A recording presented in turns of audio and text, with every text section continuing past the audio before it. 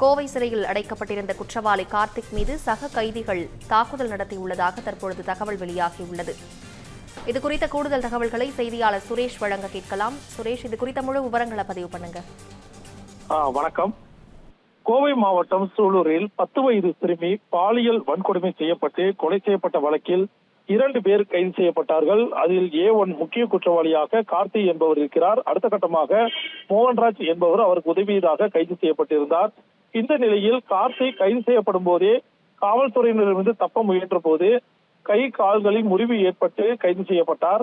இந்த நிலையில் அவர் தொடர்ந்து கோவை அரசு மருத்துவமனையில் சிகிச்சையில் இருந்து வந்த நிலையில் நேற்று முன்தினம்தான் கார்த்தி சிகிச்சையை தேடி கோவை மத்திய சிறைச்சாலையில் அடைக்கப்பட்டார். இந்த நிலையில் கோவை சிறையில் அடைக்கப்பட்ட குற்றவாளி கார்த்திக் என்பவர் மீது சக கைதிகள் தாக்குதல் நடத்தியிருக்காங்க. கார்த்திக் மீது ஸ்பூன், தட்டு உள்ளிட்ட பொருட்களால் சக கைதிகள் தாக்குதல் நடத்தியதால் பெரும் பதற்றமான சூழல் ஏற்பட்டது. கைதிகள் தாக்குதல் நடத்திய சம்பவத்தில் கார்த்திக்கு பலத்த காயம் அடைந்து மீண்டும் கோவை அரசு மருத்துவமனையில் சிகிச்சைக்காக அனுமதிக்கப்பட்டிருக்கிறார். கோவை அரசு மருத்துவமனையில் கை கால் உடைத்து சிகிச்சைக்கு அனுமதிக்கப்பட்டிருந்த கார்த்தி நேற்று முன்தினம்தான் மத்திய சிறைக்கு மாற்றப்பட்டார்.